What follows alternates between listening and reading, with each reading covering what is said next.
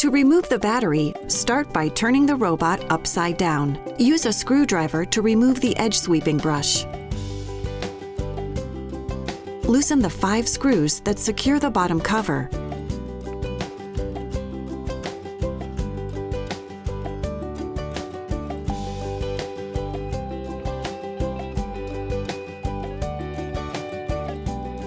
Remove the bottom cover.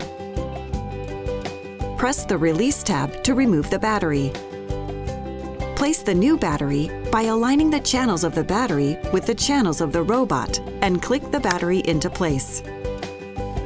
Replace the bottom cover and tighten the 5 screws. Make sure the bottom cover is flush with all sensors. Replace the edge sweeping brush and tighten the screw. To finish, place the robot on the home base charging station to wake up the robot.